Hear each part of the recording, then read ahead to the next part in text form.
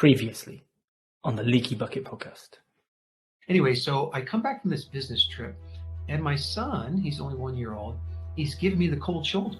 I'm like, Beth, what's wrong with Bo? Why is he like acting like he doesn't know who I am? And she said something that changed my life. She said, well, you were gone so long, he kind of forgot who you were. And I was like, wait, what? And that emotionally, that hit me. And I had this moment of dawning comprehension where I went back to my own childhood, like, oh wait, both my parents worked, my brother wasn't there, I'd come home to an empty house. And I made what's called a clarifying decision. That night I said, no matter what, I'm gonna be a work from home dad. No matter what, this is not gonna happen again. Hi there, and welcome to the Leaky Bucket podcast.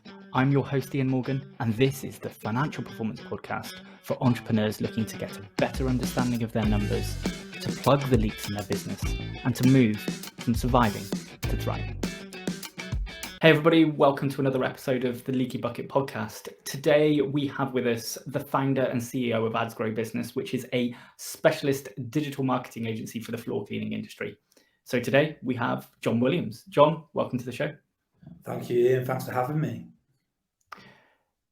John, first of all, we have a bit of a tradition here that we want to get under your skin, get to know a bit about you, get the listeners to really sort of see what you're about, what you stand for. Absolutely. So, first of all, what, in your opinion, are you most well known for? In terms of the business, or me personally? Generally, you personally. What do you feel you're most well known for? Well, we are probably the number one. I have started probably the number one marketing agency for the floor cleaning industry, which is a multi-billion-dollar industry worldwide. As far as I know, there are obviously other advertising companies and people that will do advertise that industry, but in terms of one that's purely bespoke, that literally just does that one thing, I think we are pretty much the only ones in existence, certainly at our sort of size and scale. And I would say that in terms of my social media presence and what I'm known for in the world, it'll be 100% be known for that. Fantastic. What do people misjudge about you the most? About me personally? Yeah. Okay, so what people misjudge about me the most is that I'm actually, in general, when you get to know, overall, I'm pretty laid back, really easy to get along with guy, super chilled out. But if you cross the line with me, if the trust is broken, if something's not done correctly, you'll know about it. Okay. Come back to that shortly. But what are the three most important values that you live by? Most important values that I live by. I'm quite a moralistic person. I believe that you should treat others how you wish to be treated yourself. I believe that if you do good in the universe will reward you. I also believe that you are 100% in control of your own destiny, your own future, and it's all on your shoulders. Your success, your failures, it's all on you, and it's up to you to make it happen. Fantastic. And John, interesting one, sparks up some different answers, I think, depending on where people are at. But would you rather win with no issues or fall short and learn something new? I think it's impossible to win with no issues. I think that in the journey of being an entrepreneur, there's always going to be challenges, roadblocks that come up. It does not matter how good you are, how successful you are, full stop. You are going to have challenges along the way. And the quicker you understand that, the better. I mean, you look at even some of the biggest entrepreneurs on the planet, like Elon Musk, right? He's going through a load of stuff with Twitter at the moment. He's one of the most successful guys ever. There will always be new challenges. Winning requires really, a lot of effort, a lot of determination, a lot of grit, and the willpower to overcome all adversity that you are guaranteed to face along the way. Okay. Interesting. And John, I think so many people are chasing success, but I think success in itself is very difficult to define. What Yeah, what does agree. success look like for you? Success looks like for me, looks like freedom, actually. And what I mean by that is actually I was watching something on YouTube and another entrepreneur who's got like a business channel like this one, um, and he said something that really resonated with me. Like once you start to earn like a certain amount of money, the rest doesn't really matter. Like if you earn 10 million or 100 million, sure, maybe you can buy an extra house or like you can buy a private jet or you can buy two Lamborghinis instead of one. But ultimately, like you're in general, you don't really need these things. And so your life isn't going to be overall any more fulfilling, whether you're on 10 million or 100 million. And I think that can be said even if you're earning 100, if you're earning 1 million a year, if you're earning 100 grand a year, there comes a point financially where you don't really have to worry about money too much, and everything else that you will then buy is going to be material effectively, or you might invest it or whatever. But in terms of like putting food on the table, a roof over your head, being able to kind of provide the basics and some more, and lead a relatively decent life, better than most, you don't actually need much money to actually be able to do that. And once you hit that certain threshold, like making more, like substantially more, isn't really going to make that much difference in your life. For me, freedom is how I define my success. And what I mean by that is not having to answer to anybody because I'm the boss, being able to finish work at 4 o'clock if I feel like it, or 3 o'clock, or being able to take a day off because you know what, or to be able to work from home, or if I need to go to the dentist, not having to ask permission and then work an hour later to make up the time, not being restricted on having like 24 days a year's holiday and having to make sure that that it's not clashing with anybody else in the office. Freedom to make your own decisions, to live your life on your rules, for me, has been the greatest single thing that I've experienced through being an entrepreneur and being a business owner. Okay, I like it. John, before we delve into more into your current business and what you've got going on now, tell me about like your early life, and feel free to start wherever feels relevant, and the journey you went on to the point of where you started the existing business. Awesome. That's a great question. And I'm quite excited to share this with you. A lot of people that I've shared this with in the past in other interviews and stuff have found it quite inspirational. So I'm hopeful that your viewers that may be watching this or listening to this will probably be in a similar place, or maybe they were or are, as I go through this journey with you, and I hope that it will resonate and inspire more people. So let's start from the beginning. So I grew up in a town called Kidderminster, which is in the Midlands, about an hour away from Birmingham, somewhere in between Birmingham and Worcester, if you like. Grew up there, it's about 50,000 people, not really much going on. Finished high school with 2 GCSEs, dropped out of high school and ended up going to art college up the road for a couple of years, didn't go to university. And then about the age of 20, so I'm 42 now, so this would have been 22 years ago, in the year 2000, about a year before that, I should say, I went to stay with my best friend and his sister in London. Well, it's me and my best friend, we travelled down to London, his sister was living there.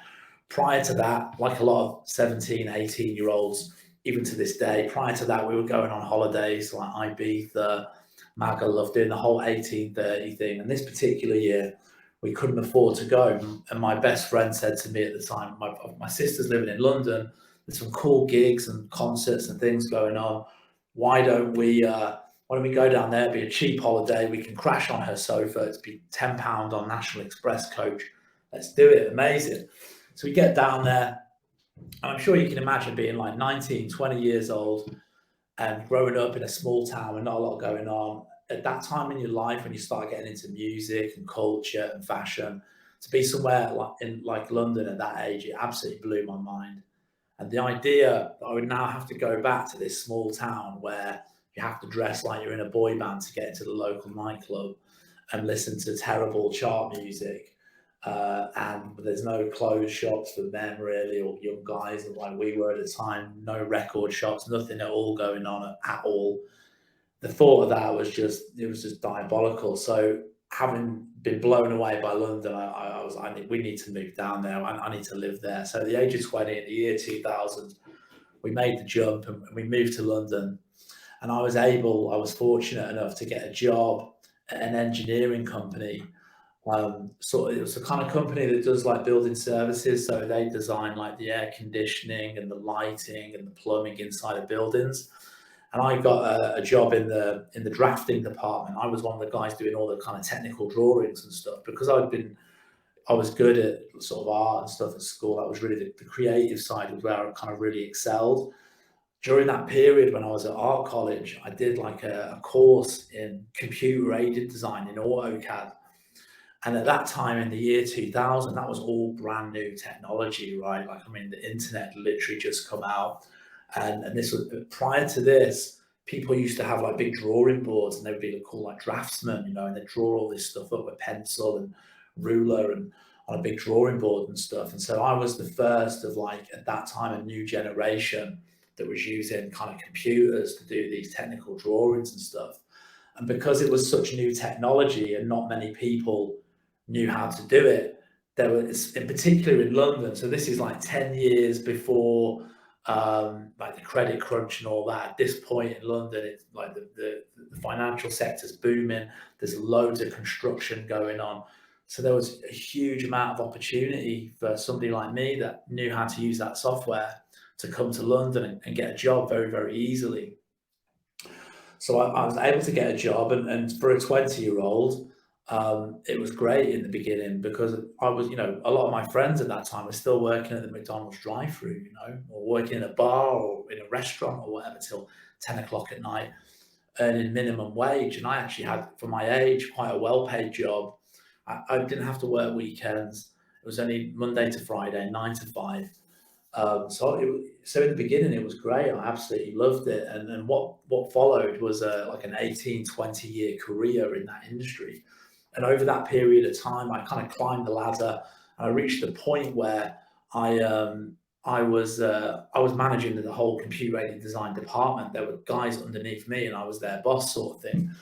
And as time went on, what initially for a 20-year-old was a pretty well-paid job, as a 30-year-old, as a 35-year-old, was kind of like an average paying job. As I went on and rent got more expensive, the cost of living in London got more expensive. As you get older, you get married, you get kids, you have like, you get a girlfriend, whatever, you get into debt.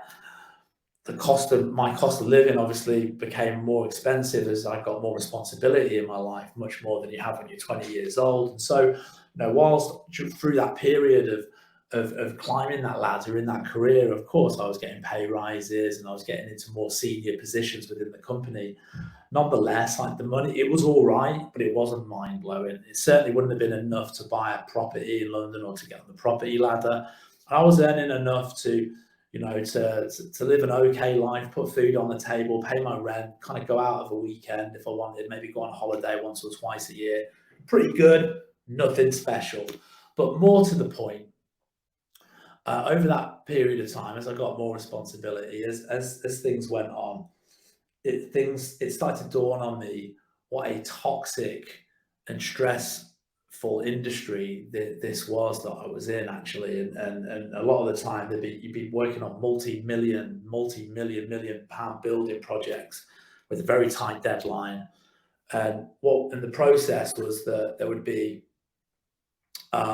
engineers that do all the calculations and stuff like that. And then I'd be the last stop, if you like, on the bus journey. It would be, I'm the last guy. My department were the ones that had to draw their calculations up into like these 3D models and these technical drawings.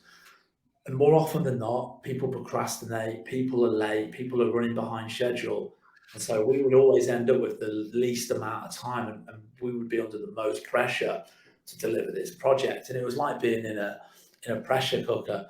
But the more senior I got as well, I was exposed to a real dark side of kind of like corporate life as well. There were a lot of bullies. There were a lot of people that would very easily throw you under the bus at a second's notice to protect themselves when you have done absolutely nothing wrong. There was a lot of gossip, and it was just really like a horrible, toxic pressure cooker environment with a lot of very nasty people in it, as I kind of came to realize. And it reached a point where I was actually having like anxiety attacks going into the office. I was like, yeah, I was in a bad place. It was really horrible. I mean, and I'll be the first to admit, you know what I mean? I would say I was bullied in the workplace for sure. And it was a really difficult time for me. And at this point, I'm like 36, 37, 38, something like that, around that kind of age. And I started to think to myself, you know, like, is this it for the rest of my life now until I retire till I'm 65, 70, sitting in front of a computer, knocking out these drawings at a million miles an hour, taking crap off of people that I don't like. I mean, and even where I was working at that time as well, like the benefits package was ridiculous. It was like 20 days a year holiday. You had to use 4 of that or 5 days of that for like Christmas. So you were getting like 2 weeks off in the summer, and that was it. Like, that is it. There was no bonuses, no overtime paid. I just thought to myself, is this it for me? Earning average money, taking crap off of people that I don't like, having virtually no freedom, no time off ever, having to ask permission just to be able to like go to the dentist, and then suddenly loads of people are gossiping about you because you came in an hour late. Like, yeah, like the idea, the thought that that's it for the rest of my life was, I just couldn't bear it. I just thought to myself, there's got to be more than this. Like, this can't be it. That's very depressing if that's the case. I need to do something. I need to change my life. I'm really unhappy here.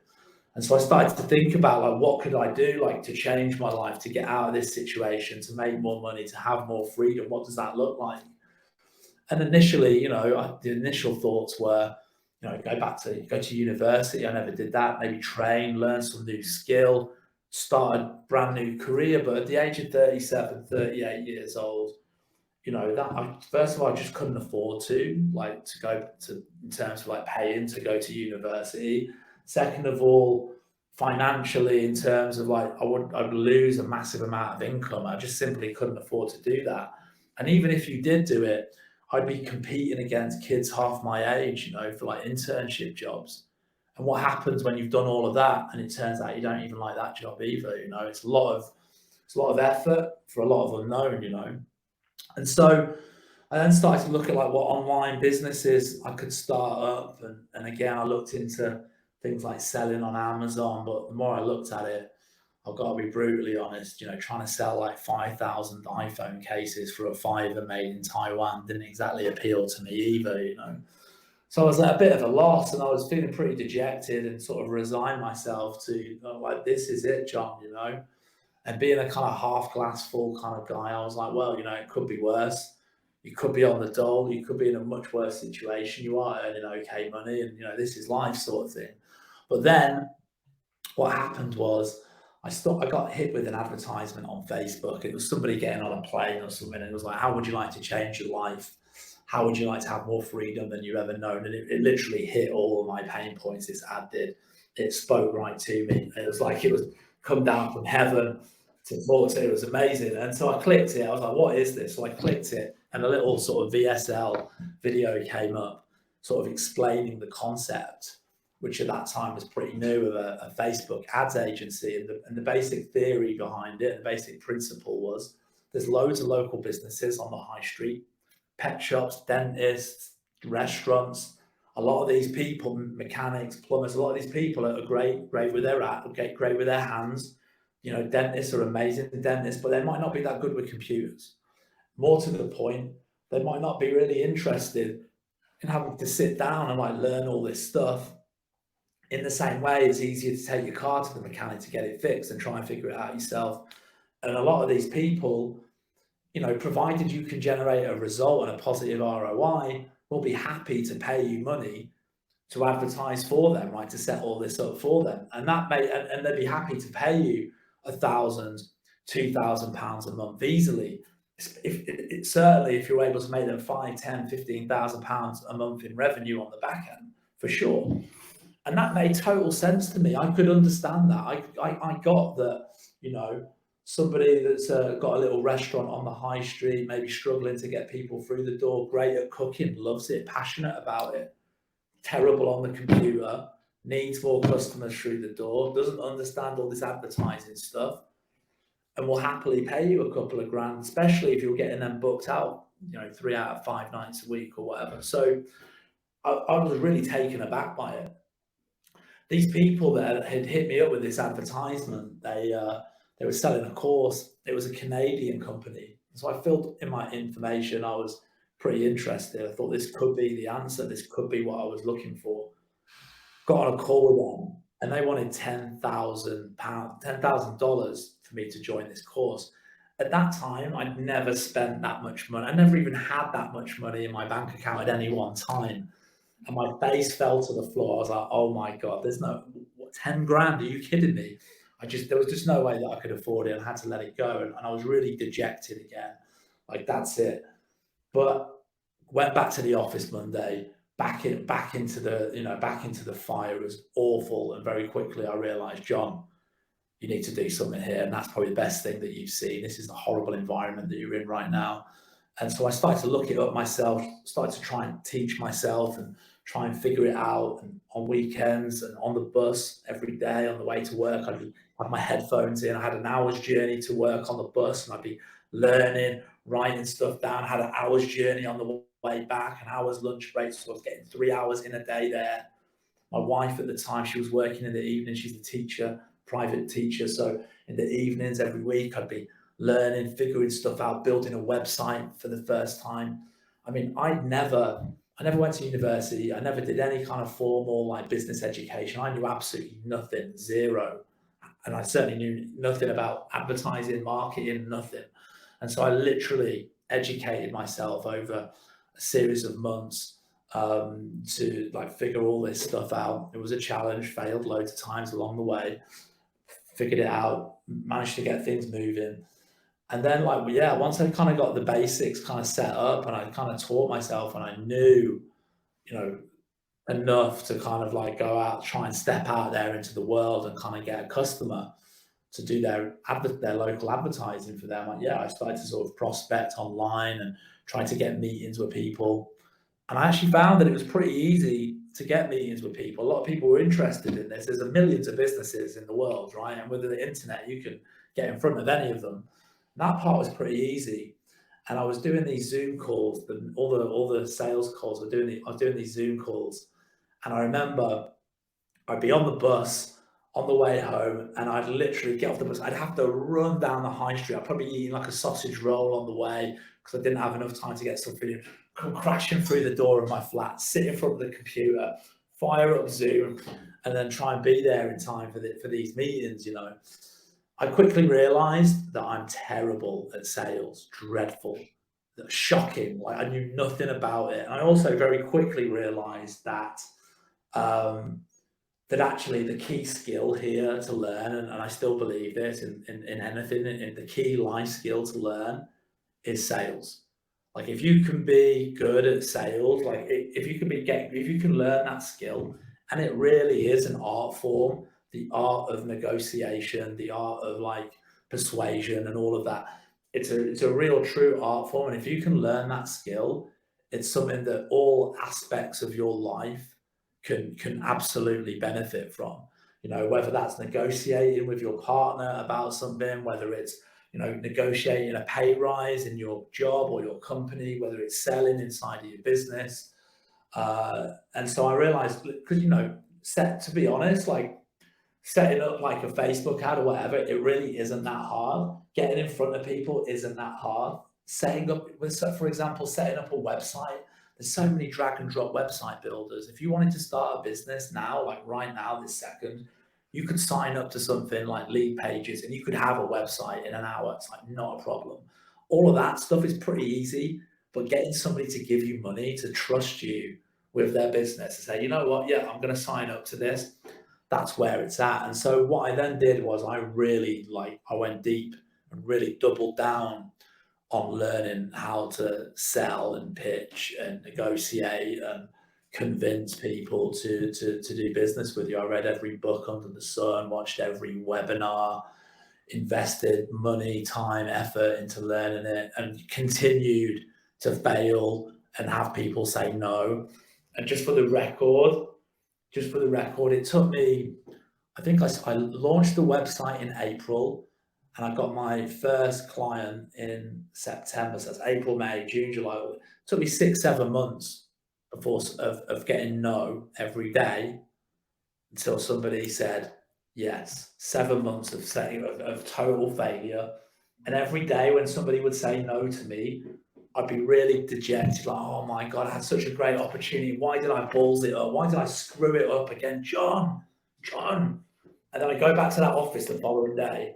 And one day in that office was enough for me to get straight back on that horse and be like, listen, you need to keep doing it, keep persevering at it. And then after 7 months, I had a Zoom call with a lady in America, and she had her own online store. She was doing drop shipping, basically, like selling like homeware and stuff like that.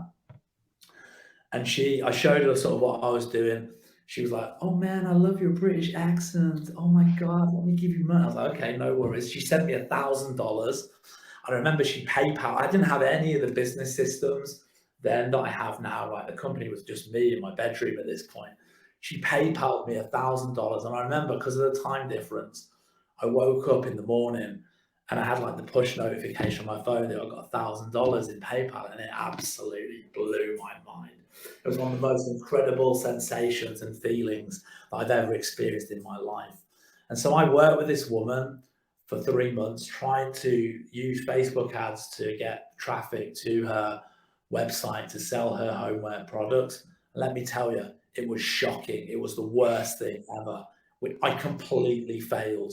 In 3 months, she paid me $3,000 over 3 months. She sold one thing for $10.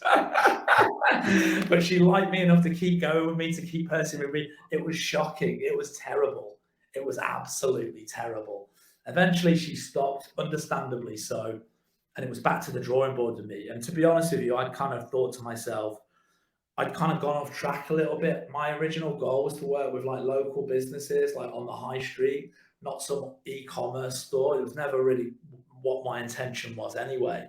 And so I started to kind of like, John, you just need to kind of like realign your focus a little bit here and kind of get back on track.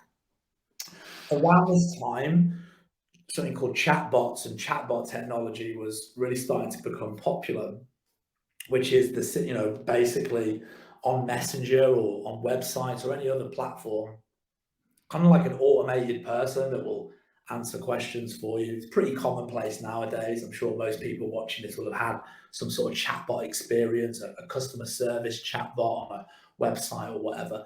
That was all pretty new at this stage. And it was something that had been introduced to Facebook, whereby you could run an ad and then basically they would click on that ad and they could go into Facebook Messenger, and you could have this chatbot have a conversation with someone on autopilot inside a Messenger.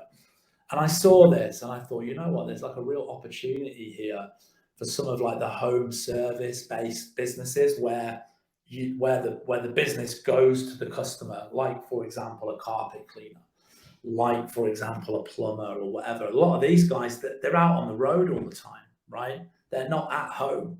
And so the ability to be able to literally connect instantly the business with the customer without them having to call that person back, and even making it even more convenient for the customer to schedule or get a price. Rather than having to like go and Google someone, phone them up, get some hold music for 2 minutes, get connected to like a call center, get a call back with a price. We could literally connect those two people instantly without them even having to call each other, in an instant chat on their phone in Messenger, and actually have them, have a conversation and generate a job or an inquiry or a quote request for someone. So I thought, you know what, yeah, that could really be something. That would be like the Uber of like the home service industry, right? We now live in a world where everybody wants everything yesterday. People want minimal effort. That if you can shorten that time span and that effort and that friction, that's where the money is.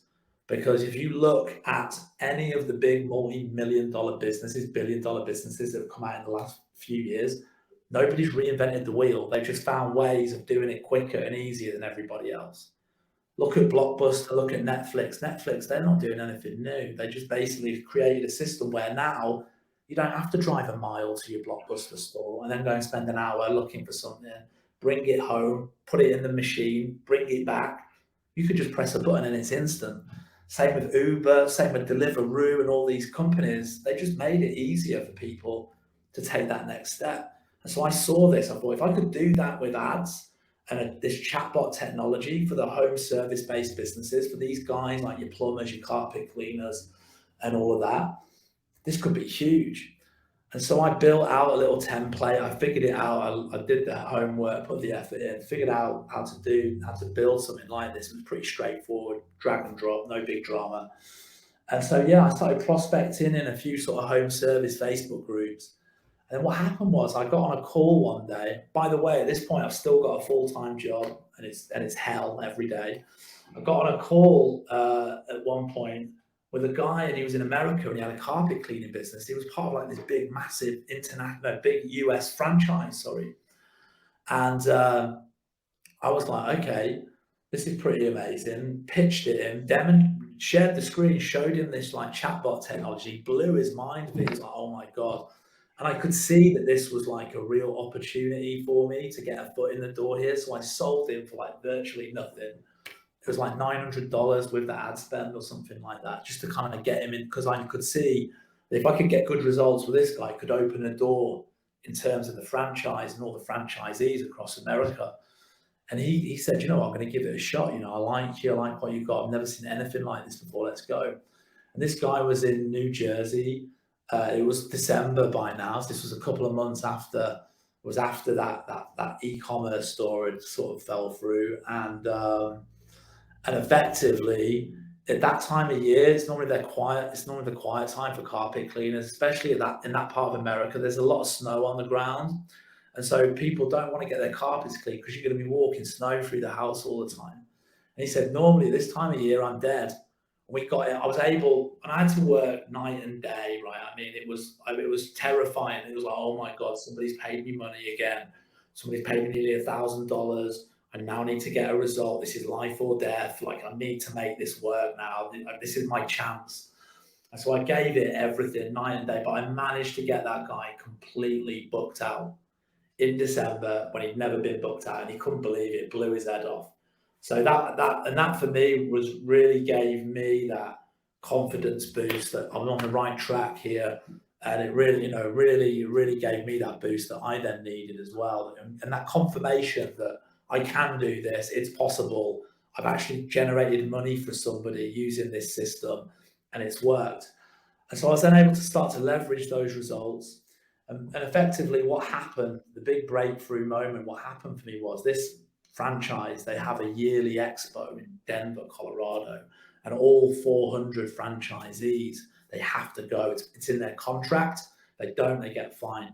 And it's all the corporate offices of the franchise. It's all the corporate offices, kind of all their preferred vendors are there and all the rest of it. You know, all their currently chosen marketing providers are there and chemical suppliers and all of this. And there's different talks and workshops. Anyway, this guy that was working with us at that time, he shows up to this expo. He's walking around the place and stuff, and his phone's just going off like nuts. And these American dudes are like, what's that? Like, what is that? He says, I'm working with this guy in the UK, in Britain. He's got this system. It's crazy, but my phone just doesn't stop going off, and it's just jobs coming through the door. It's nuts. And then what happened was I had the whole floor of the Hilton Hotel at that expo in different hotel rooms in the waiting room on Zoom, waiting to then sign up. And I was still working. I spent Saturday in my front room of my flat where I live now. And like literally doing about 20 Zoom calls over the course of a weekend. And I went from having one client to 20 in 24 hours. And then, I mean, that one weekend I must have made, I don't know, revenue, it was like, I don't know, 40 grand, 30 grand, whatever it was at that particular time. I can't remember, but it was a lot of money. more money than I'd ever experienced in my whole entire life. It was completely mind-blowing. And there was enough money in the kitty then at that point to be able to go and quit my job. And on the Monday, I went and I bowled into the office and I was just like, you know what, everybody, screw you. I'm off. I don't care. I don't care if you don't pay me, whatever. And I just literally let everybody in the office have it. I told everybody what I thought of them. Everyone was like shocked. I just walked out the door and I didn't even look back. And it was the most incredible feeling that I'd ever experienced in my whole entire life. Fast forward to today, 2022, we've got anywhere between 80 to 100 clients with multi-million-dollar business, multiple employees working out of multiple offices worldwide. The rest is history, yeah. And as it stands now, just to kind of finish that story, at that time, once I got some results with this franchise, I realized, you know what, there's an opportunity for me here to become the specialist in the floor cleaning, the carpet cleaning industry. And I can actually scale this model. I can build a template out of it and sort of knock it out like a car production line almost. So it was at that point then that I then started to focus specifically in that industry. I was able to leverage and lean into the results to get more and more clients, and we started to grow pretty rapidly. And yeah, here we are today, 80 to 100 clients later. Yeah. John, there's multiple avenues and areas that I want to go down, right? But first of all, I think there's a key word, right? And let's go with the fair word, right? Relentless. It's showing up for me in so many areas, right? Relentless learning. Most people would just go, oh, it's a boring journey or whatever to and from work, and not do anything with that time. You just sit and wait and whatever. You turn that into education time. You've got the time when you're back at home and your girlfriend at the time, now wife, believe that she's got her teaching and that you're doing. Most people could have easily slipped into a Netflix scenario there, watching that. You've got relentless elements in terms of 20 Zoom meetings within a 48-hour period. I think my point is, right, most people have this, and it's a default excuse. But I don't have time. Yeah. Right? But I think your proof is, but you do have time. You just got to choose what's the important element. What are you going to do with that time? Yeah. Are you spending that time just watching, another episode of a series on Netflix, or doing something that's non-productive? I think then the other major thing is, and I think it's almost by accident, but I think it's a very bold move in terms of starting a business. I think everybody says, if you ask people who are successful in terms of a business, you ask them what they would change, they'd probably say, oh, I'd go back and I would niche, whatever, earlier. Yeah. But you literally almost did that from day one of the real business being created. Yeah, you had that one attempt with the one customer for a period of time, and then literally you pick up one, and then literally straight away you're into a particular market. But not only that, you're straight into the US as well. Yeah. I think there's an element, right, that some people, I've used a polite word and called it relentless. I think there's other people who would go, it's stupidity. Yeah. Where's the balance? Because, John, you're going into an industry you don't really know. You're self-taught, so you don't necessarily have the testing. Your one testing you have done hasn't worked. It's been a major failure. As far as I'm aware, you've never visited the US, so really don't know much about the US. Okay, so you had visited, but probably don't know anything about how they spend and the different culture elements and all of that side of stuff. Absolutely not. I've never lived there for any period of time. Never, yeah. So is it purely just how bad the culture was in the organization you were working at that just gave you this drive? Or was there something more? I think that effectively, and sort of one of the best pieces of advice that I can give to anybody that's watching this, is really like motivation is definitely like a key factor in being like successful. And the reason why a lot of people make a lot of why people make a lot of excuses and they don't like go that extra mile and they're not successful is because often they're like too comfortable or whatever, and I think one of the things that I can say is a piece of advice is try and find your like point of pain, like dig deep, like try and find the thing that's really like hurting you. In some places sometimes it can be really obvious as it was for me, but sometimes you have to like sort of dig a little bit deeper, and really try and get to that point of uncomfortableness and have those hard conversations, because it's that will drive you. It's like anything in life, like if you want to stop smoking, it's really hard, right? For example, if you're addicted to smoking, you really, really, really, really got to want to stop to actually stop. Same with, like athletes, sportsmen and stuff. You've got to have such a massive drive to get up at 5 o'clock, 4 o'clock in the morning and run 10 miles. You really got to want it. You've got to want it more than life itself.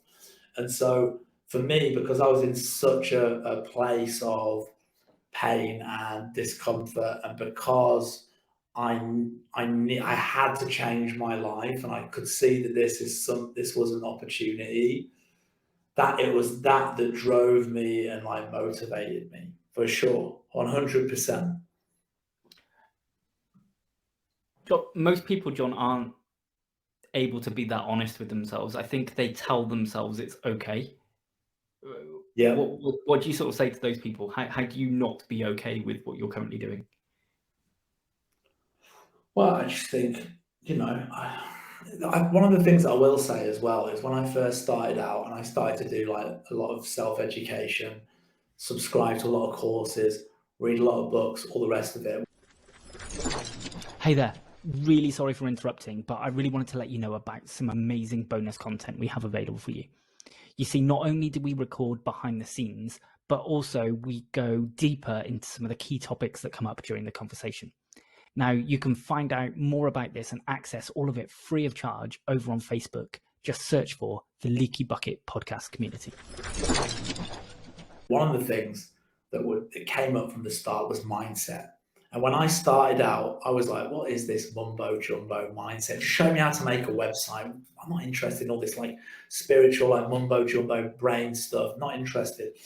And fast forward to today, and I actually tell you from the bottom of my heart that mindset, having the right frame of mind, having the right outlook on life and the right attitude to things like failure and challenges and things like that is really the key thing to success. It is really the defining thing, the person that's prepared to keep going, to keep getting back on the horse, to really enjoy the journey of learning and embrace the failures, and be consistent and persistent and not give up. It's the people that have that outlook that will be successful, and it is a key trait to success. And it's about trying to find that. If it's not obvious to you, trying to find that motivational thing, and I would just say, get a piece of paper, write down like what are all the good things in your life, what are all the bad things in your life, what are your goals, what are your ambitions, what are the problems that you've currently got getting there, what would be required, how much money would you need, what other things that would require you to get to that point. And then when you start to like write those things down, and I would like to pay off my £70,000 student debt. I'd like to buy a house, and you start to realize that you've got no chance of buying a house in the current climate. I've got, once you start to write down these things, you start to realize, things are maybe not quite as good as once you start to actually write it down, and that's a good technique to try if it's not immediately abundant to you, what apparent to you, what those pain points are, and start to write down those problems, those positives, those negatives, and then dig a little bit deeper. Why can't you buy a house? Because I'm not earning enough money. What do I need to do to earn more money? I need to be a director of this particular thing. Do you want to be a director? No. Just things start to become a little bit more clear. John, they say that people's motivation comes from two possible areas, right? It's either that you're going to be moving away from pain, or that you're going to be moving towards pleasure. I think it's quite evident in those early days of setting up the business, you were definitely moving away from pain.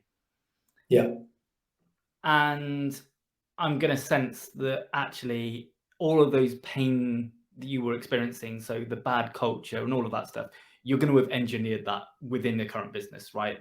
That's going to be obvious. So in which case, you're not going to be experiencing that same level of pain. Have you now shifted to somebody who works towards the pleasure and the future and the things you can enjoy? And if so, how have you done that? It's a pretty good question. So yeah, I think it's interesting that when I look back now, that was a good few years ago, and it seems like a different memory. It seems like a different life. It just, I can't imagine ever going back to that scenario. And one thing that's definitely, I can say, it feels like the blinds have been pulled up. Anybody that tells you to go out there in the world and go and get a job and a career and have, because it's more secure and all of that, they're lying to you. It's not true. When you have a job, you are at the mercy of somebody else and their abilities to run a business. You are not the chooser, you are not the decider, and ultimately you could be let go at any time. For the record, over my 18-year career, I was made redundant through no fault of my own 6 times.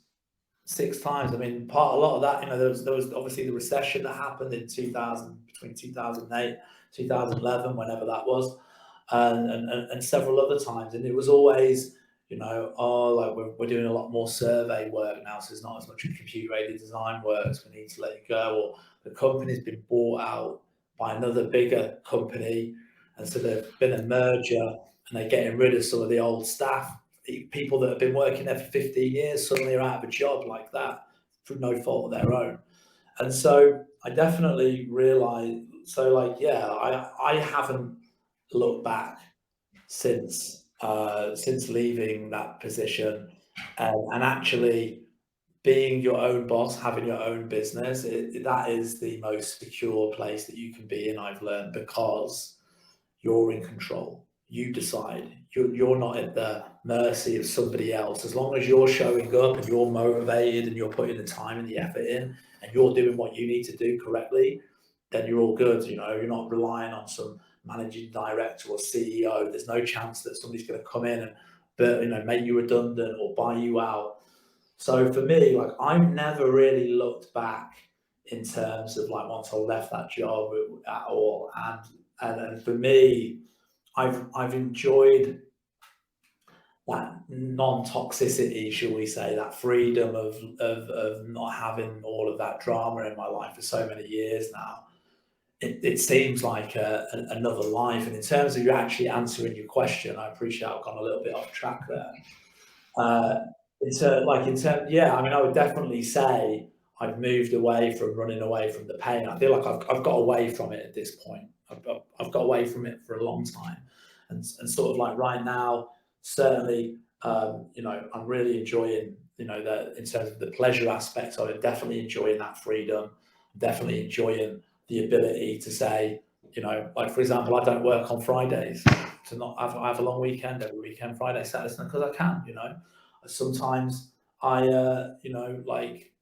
decide, what, I'm going to change up my American Express points to get 2 business class tickets for me and my wife. Going to jump on Eurostar, going to go Paris, and decide that on a Wednesday.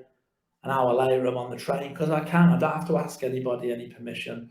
So I think definitely the pleasure is in the freedom for me to be able to do things like that, having the financial freedom to do things like that, having the freedom of time to do things like that, freedom of from a leadership perspective, in terms of not having to ask anyone's permission or get any permission to do those kind of things. And also, one of the big things, I guess would be part of the answer to this question, something that one of the big, when we first started working together and we started talking about goals and stuff like that, one of the big things was for me to actually get on the property ladder and buy my own place. And so just this year, I've actually been able to achieve that. And we went and saw it for the first time. We bought off plan, and we're getting the keys in the middle of November. And so for me, the fact that we've been able to achieve that and work towards those more pleasurable things as a result of everything that's been going on is amazing. John, you touched upon freedom, freedom to be able to choose to go away when you want to be able to go away. Yeah. Freedom to work anywhere in the world with the business that you've created. Yeah. I know as well that actually there's a story where this went a little bit wrong, and that actually you ended up through the connections with your wife, you ended up in Ukraine. Yeah. Because that was a freedom choice. Do you want to just talk to us briefly about that sort of story and what that experience was like? Yeah, so just to put it into like context and stuff, like my wife's from Eastern Europe. She's been living in the UK for like 10 plus years, though more than that, actually 20 years, 10 plus years before I even met her. And her family, like when she grew up and stuff like that, it was quite commonplace for them to go on holiday. It was to Ukraine. It was like a holiday destination just over the border, very easy to get to. Compared to the UK, it's a very cheap country. So in terms of like hotels and food and restaurants and stuff, it's a lot less expensive than it is over here in the UK. So it was a great holiday destination for my wife and her family.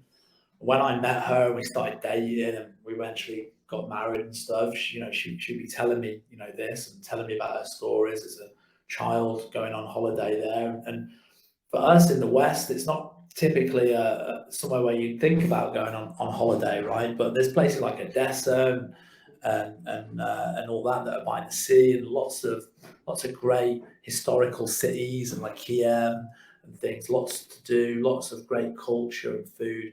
So I was really fascinated about it, and so yeah, she took me there, and this wasn't just this last time. It was a few years. It was a couple of years ago now. We went for my birthday, and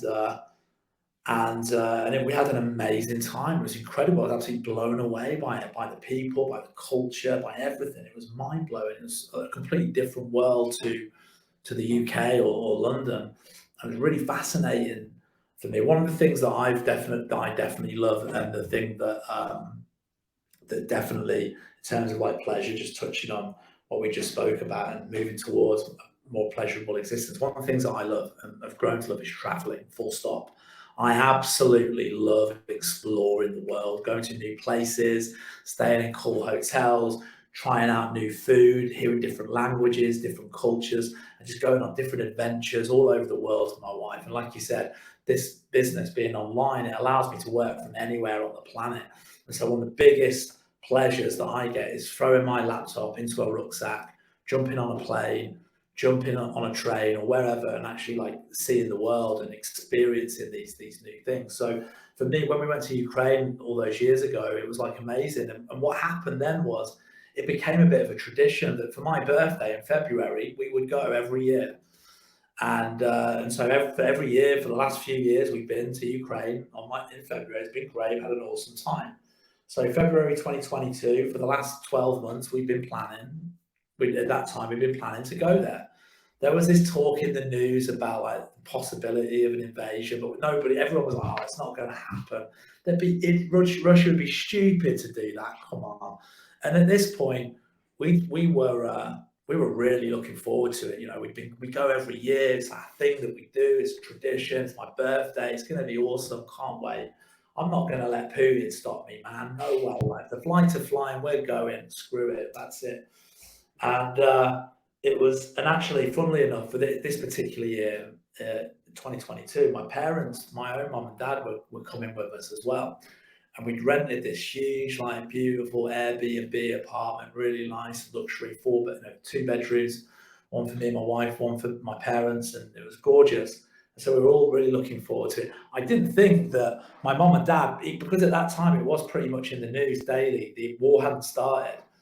And I was like, you sure? Like, listen, you don't have to, like, what, I'm a little bit younger than you, but you're like getting on a little bit. No disrespect, parents, but like, if you listen, don't be afraid to like chicken out of it, Dad. Like, I know that you're trying to be all the big man now, like, but you don't have to go. And no, you're like, no, we've been looking forward to this for the last 12 months. We're definitely going. So they flew out as well.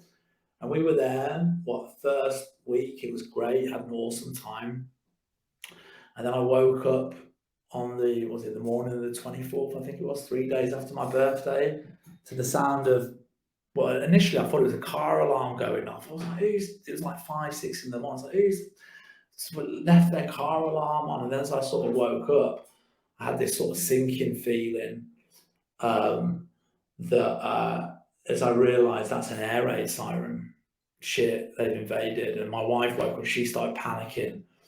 And I literally grabbed my phone, went on BBC News, and sure enough, in the middle of the night, like, Russia had invaded, and we had to get out of there double quick. It was absolutely terrifying. It was probably one of the most terrifying experiences of my life. And I mean, there's people that even now have obviously got it far worse than what I experienced. But even for me, I mean, it was terrifying. And eventually, basically, we went to the station. The station was like packed out. There was like no tickets. There was like no way we were going to get out. It was like crazy. And then effectively, we heard on the grapevine that there was going to be like an evacuation train to Poland. It wasn't going to be publicised, but you need to show up at this time. They weren't going to publicise it because they knew it was going to be massively overcrowded. So we heard about that. So we went back to the apartment, got my mum and dad, and said, listen, get your stuff together. We're getting on this train. We've got to get down there for this time. So we got down there, dragging our suitcases. Anyway, we're on this platform. There's thousands of people trying to get out of the country. This train pulls up, and none of us were sure, is this the train? Is this the right train? Or is it the next train that's coming in 5 minutes? Which one is it, right? And we were just sat and we were like, me and my mum and dad thought, like, it's the next train. We don't need to get on this one. We were like umming and ahhing, stood there. The doors were about to close. I thought, you know what, man, I'm telling you, it's this. I think it's this train. And I remember running to the coach doors, and it was one of them where you have like superhuman strength out of nowhere, because I had a big 32 kilo suitcase, plus my mum and dad did, and my wife did as well. And I just got the cases on there. Literally, it's 2 seconds before the doors closed, we were able to get on there, even though it was like massively overcrowded. And then we had like an 11-hour journey, real scary, through the night, through Ukraine to Poland. Didn't sleep for like day, 2 days, or whatever it was at that point. It was pretty scary by the time we got out of there, pretty exhausted. Managed to get a hotel somewhere, spent the night there. And then what happened was I ended up thinking, let's just stay in Poland for a bit. And I ended up staying in Gdansk for 6 weeks or whatever. I just worked there.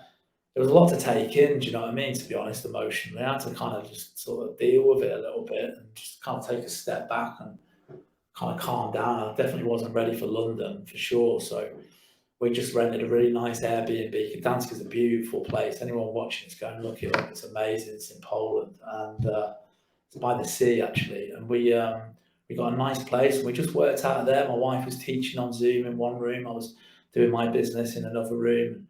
We go out for a stroll in the evening, go out for some nice food, and we just stayed there for a bit, and then came back. Yeah. So yeah, but I'll be back 2023 February once this war's over. Don't you watch that? I will be back to Ukraine. They're going to win it. I'm behind them all the way. Yeah, they're not going to mess up your birthday plans, though. No way. Russia is not messing up 2023's plans. No way. Oh. John, obviously we've talked about freedom and that you've created. What though do you think's your biggest success that you've created within business? Biggest success that we've created within business. I'll tell you what the biggest success is actually. This is quite a good one. So when I started the company, it was all about me. It was all about getting away from that toxic thing, that situation. And then beyond that, it was about the freedom and all the rest of it. As we've gone on the journey over that time, we've served hundreds of clients now over the years. And what I've come to realize is that actually, how much of a difference we're making to people's lives. We're actually responsible for putting food on the table for hundreds of families across America. Like they rely on us, and to know that this system that is now obviously it's developed massively from like what it was in 2018. It's a whole different beast now. But the fact that we've developed this system, and to know that this thing that I've developed, it has such a massive impact on people's lives, definitely fills me with a huge sense of achievement. We're not just here as an online business making loads of money or anything like that. We're actually doing something positive and providing a service that impacts others in a positive way, which for me is huge.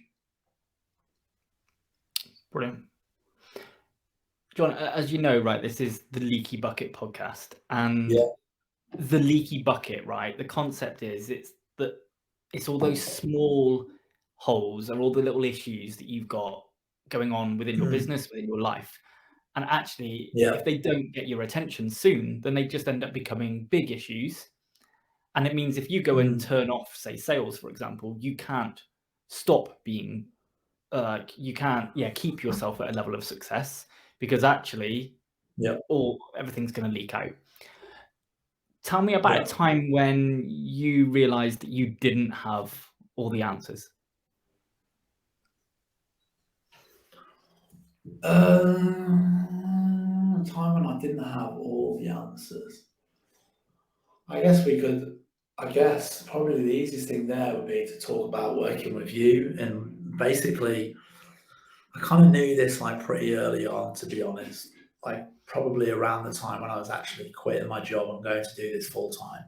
I knew that I'm dreadful at the numbers aspect of running a business, the math behind it, the whole numbers game. Number one, I'm dreadful at like doing things like tax returns.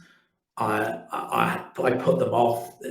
For me, it's really like screws in my head. I find it really complicated, really confusing, and just a pain in the butt. And just one of those things that you just keep putting off and off and off. And I knew straight away that I am gonna definitely hire somebody to take care of that for me, because I cannot do that on my own. And so that's kind of like where you came in. And I'd heard a lot of good things about your company. I sort of found you. I think actually I found you in some like Facebook group at the time, and I checked out your website.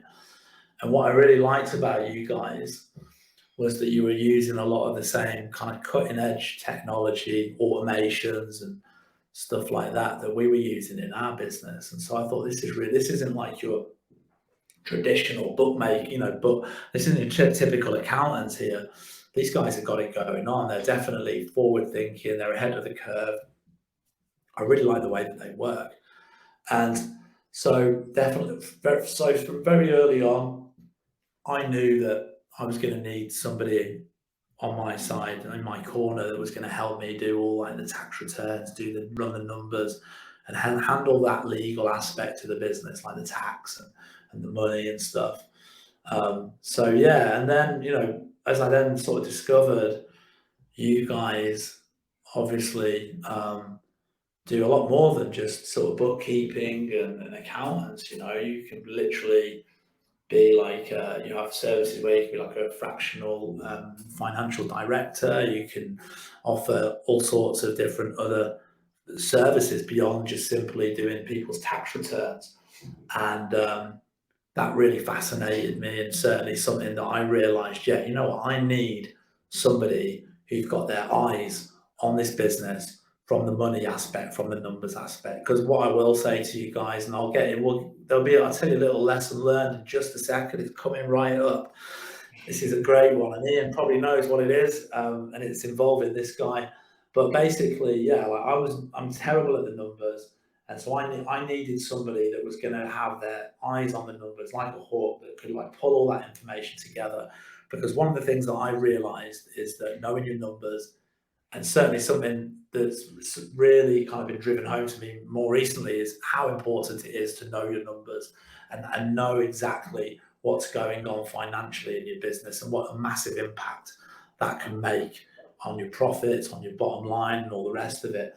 And so I did, I hired MBS and Ian in particular to be the financial director of our company on a sort of like outsourced basis. And we've been working together on that now for a while. And through simply doing that, we were able to pinpoint an area in the business, and we literally changed one thing. By changing one thing that Ian was able to identify, we've added another £20,000 a month approximately in profit, that is, to the business, which is absolutely massive. So yeah, like definitely in terms of like me personally, certainly early on, I knew that I wasn't going to be good at all that stuff, and I needed to get somebody in to help me. Yeah, I think what was clear, I remember that moment where we uncovered it and went, "Ah, we found it." And then I just remember, actually, you went straight back to your relentless mode, because I'm pretty sure it was the following day, and this was like an afternoon meeting anyway. The following morning, I'm pretty sure you emailed me and went, "Ian, I fixed it. I've done everything. I've worked it out. I took all the actions that we said we're going to do. It's done. Now let's just wait and let the results come in so we can see the impact that it's had." And I was just like, oh, it's just what you want. Like, it's one thing being able to be open and spot the issues of where they are. It's another thing then being able to go away and take the necessary actions to make that happen. And I think, yeah, you telling that story, you know, the relentless learning you went through, the relentless knockbacks where you just get back up again and you just go again and you just get knocked down again and you just go again. I think that was evident in that moment. You were just like, whoa, this is a risk to my freedom of my goal I want to achieve. Absolutely. And boom, straight on it. Yeah. Don't know Execution. if I One of the big things that I can say is that execution is really, really important. And one of the reasons why a lot of people fail is because they procrastinate and don't actually do the do. Because sometimes the reality is like you've got to step into the world and actually do the thing, right? And that's scary for some people because people are scared of failure, people are scared of rejection, people are worried of like what happens if it doesn't work or if something goes wrong or if I get in some kind of trouble, and so they put things off, you know. And sometimes there's another type of person that's like the perfectionist. It has to be perfect, and because of that, they never ever really complete anything. And whereas my attitude is fail forward, like just execute on it. You know, it doesn't have to be perfect. Just get it done. There's a guy that I know who runs a digital marketing agency like me in London, and he specializes in the martial arts space. And we recently, a few months back now, we joined a coaching program that helps you to set up a YouTube channel. And they provide you like a video editor, and they give you all the tools and the coaching and the systems that you need to kind of get something like that off the ground and generating content and putting it out and distributing it across social media. And we met up for a drink, and he was in this coaching program at the same time, and he said to me, how many videos have you got now on your YouTube channel? I was like, I've got 20. And he goes, how long have you been in the coaching program? I said, I've been doing it a month. And I goes, how many videos have you got? He goes, I've got 4. I goes, when did you join it? He goes, yeah, I joined it 4 months ago. I said, so in 4 months, you've just done one video a month? He's like, yeah, I should really do more. I'm like, yeah, probably should. And you know what? Like, I don't have the best camera, I don't have the best background or the top microphone. I'm not the best on camera. Just do it. Who cares? Just do it. Get it done. You know, just do it done. Just get it done. And that's it. And that was always like my attitude. You know, I'm not the best website designer, but let's just get a website together. You can always come back and fix it up later. And so, yeah, execution, I think, is really important, and not being too fixated on the details too much. Just get it done, get it knocked out. Done is better than perfect every time. Yeah, I couldn't agree more. I think I can't remember exactly who it was who told me, right? But there was a thing, their sort of analogy to it was, look, if every time you got in the car, you waited for all the traffic lights on your journey to go green before you set off, you'd never leave home. Exactly. So yeah, you just need to start and get going, and then you'll cross the bridge of the traffic lights on red when you get there and what that's going to mean. But yeah, same sort of approach. John, I think in your story you've already uncovered that this isn't the case, right? But a lot of people look at successful people and they think that success comes easy to them. Yeah, But the reality is that there's always leaks and problems and things to be fixing. absolutely. What leaks or challenges have you got right now that you're trying to address and fix? So we're trying to increase our sales capacity. So that's hiring, finding salespeople, trying to pull the lever to fill more appointments in terms of actually prospecting and get in front of more people, develop more relationships with people that can help us to help more people and bring more customers through the door. So that's one thing. And then on a daily basis, Facebook itself, there's always some kind of bug or glitch or whatever. Yeah, and then I think the other things that it's really important as well in any business is it's really important to innovate and always be trying to raise the bar, always trying to improve your product, your service, and be better, and just trying to bring more value. That's how you stay relevant. That's how you stay in business. Certainly in the game that we're in, because digital marketing and advertising is changing all the time. And in 3 years from now, 5 years, 10 years, maybe Facebook won't be around anymore. It's going to be something else. Everybody's got Amazon Alexa and Google Voice and all of that in their homes. So we need to be looking at all of that stuff now before it becomes in terms of advertising, before it becomes mainstream. But ultimately, so with that in mind, we're always working on new stuff, and with that, always there's some challenges that we need to overcome. So, for example, we've just launched, I was telling you about this the other day, a new reporting system. We want to give our clients more insights into how we're helping to grow their business. So we've invested in this new reporting system, and the idea is that the reports go out every month on autopilot. It's going to save the team time. Amazing. So we set this thing up, and did the email go out? No, it didn't. So now we've got to try and figure out why that is, what's going on. That's just part and parcel of it. But yeah, I mean, you're always, one of the things, I think you make an absolutely massively great point. And I have people that come to me and talk to me that don't understand that, that there are challenges to overcome. It's never plain sailing, and that is all part of the journey. And one of the great examples that I like to use, two great examples, and we talked about him earlier, probably two of the most well-known entrepreneurs on the planet, Elon Musk. If we look at, I read his autobiography recently, and his company SpaceX, the one that they're sending the rockets into space, it took him 10 years to send a rocket into space successfully. 10 years. And Tesla, the car company, I mean, they've been working on that since the 90s or something. You see all these cars driving about now, but it's not like they just appeared from 1 month to another. There's decades of work and failure and challenges that have gone into that. And even to this day, there's still challenges that they're overcoming. And another one, Jeff Bezos, I read his biography as well.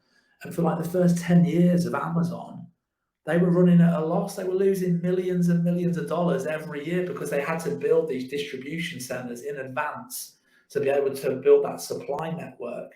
And it was only once they put all that money up front that they then and built those things, they then started to make a profit. It took them a decade before they made any money. Crazy, right? I mean, yeah, there are challenges. It is difficult, but it's all about, again, something that we touched on before, mindset. It's about embracing the journey, embracing the problems. I used to love it, I was learning new things. It was fascinating to me, learning new skills. I felt like, because it was my own thing, if you get put on a training course when you've got a job and it's not something that you're particularly bothered about and you don't care about your job, you don't really want to be there. Maybe it's a day out of the office, so that's cool. But outside of that, it doesn't really matter. But when it's your own project that you're passionate about, of course, you're absorbing new information like a sponge, and it's exciting and it's amazing. And when you're trying to learn those things and you have those challenges, it's for me, it's about just embracing that journey and appreciating those challenges. Would you say you're happy? Oh man, that's like one hell of an existential question, that isn't it? Wow. Happy. Am I happy? I'm happier than I was, happier than I've ever been in my life before. Am I happy? I'm working through this. I'm a very methodical person and an analytical person. That's like how my mind works. I break this down. Absolutely love my wife to bits. I'm happy there. I love my lifestyle. I love the freedom that I've got. I love my financial freedom that I've got. I love the fact that I just bought a house and I'm moving in for bought my first property. And I've been able to do this for my business.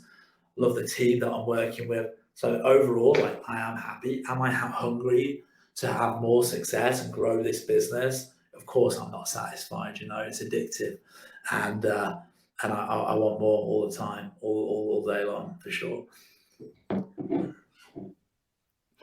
Thanks, John, for such a great, open and honest answer. And actually, just thank you anyway for all of your open and honesty through all of the questions and your story and your journey.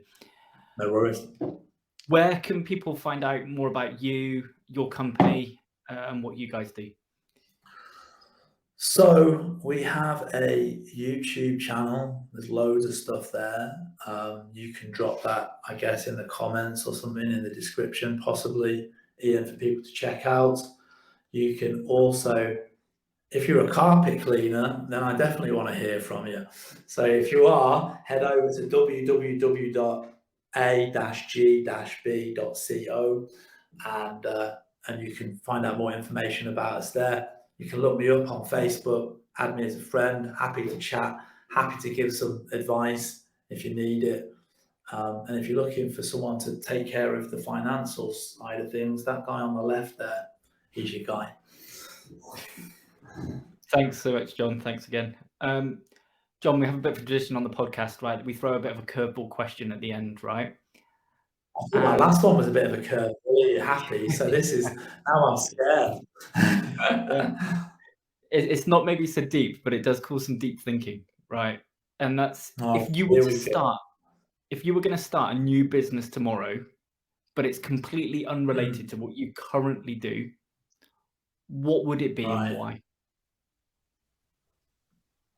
It would be, if I start a new business tomorrow, if I was to start, it's got to be completely unrelated to what I do now. You can't just go, you'd advertise to e-commerce or do their marketing or whatever instead, no. So you can't do that. I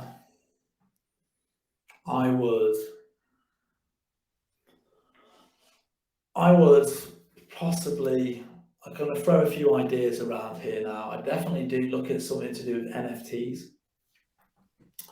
Something to do with the NFT market. I think that's going to be huge. And I think that's really going to impact.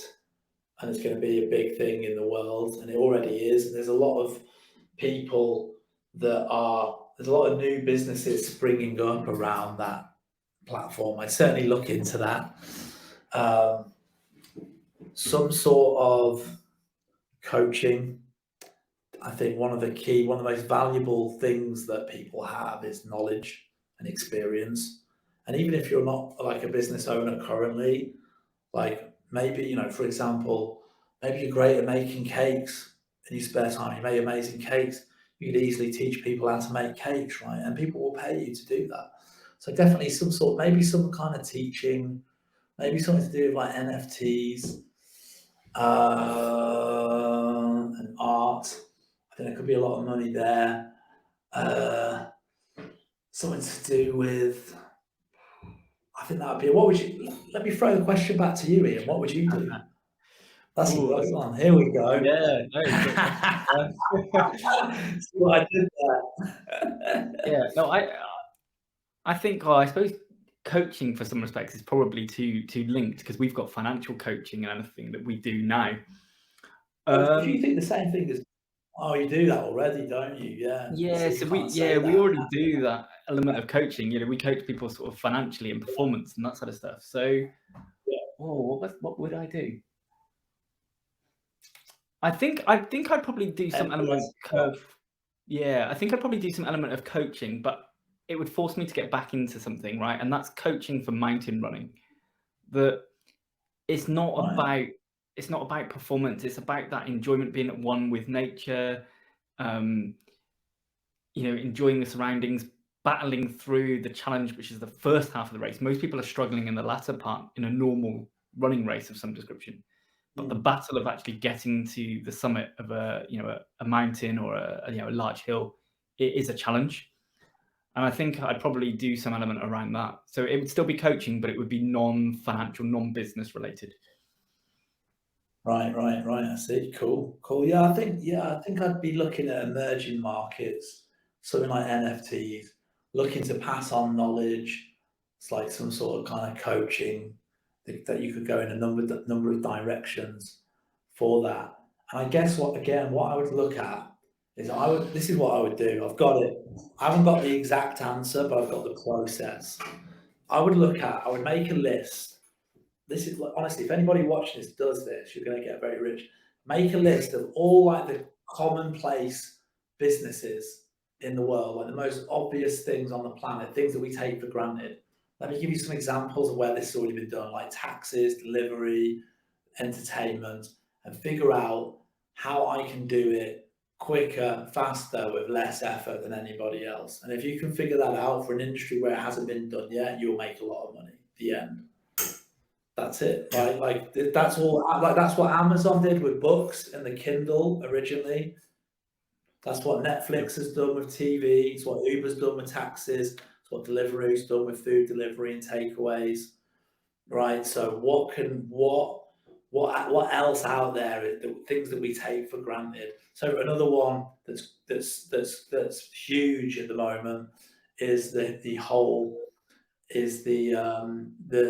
medical industry. Now you can get a doctor on your phone, right? You can press a button and you can have a doctor's appointment. Again, it's nothing new, but it's just removing that friction, that time, that effort, condensing it and making it almost like an instant experience.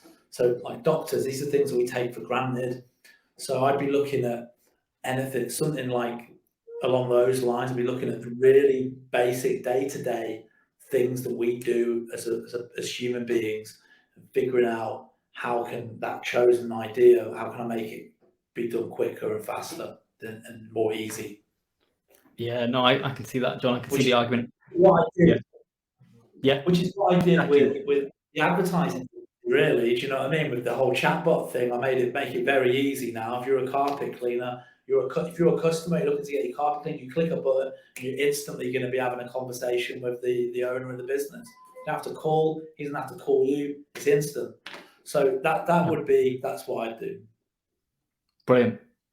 Thanks again so much, John, for being open, honest, and giving such a deep dive into not only your business, but also into your life and your challenges and that as well. So thanks once again.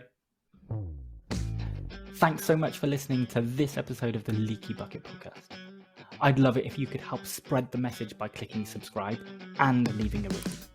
Also, please do reach out to me on LinkedIn and let me know your thoughts on this episode. You can also find more info and links in the show notes below. See you next time. Coming next week on the Leaky Bucket podcast. My alarm clock went off at 5:15 in the morning. I sat up. I slid to the edge of the bed. I was lacing up my work boots. I had done this 1,000 times. But that morning it was different. It was like there was 10 televisions on in my head at the same time, and every single one was on a different station. One was saying, "You're stuck here forever. I know you want to leave, but too bad, you can't. If you do find the courage to leave, what are your friends going to think? What's your family going to think? And do you really think you're going to do this podcast thing and this is going to become your job, your career?" That's not going to happen.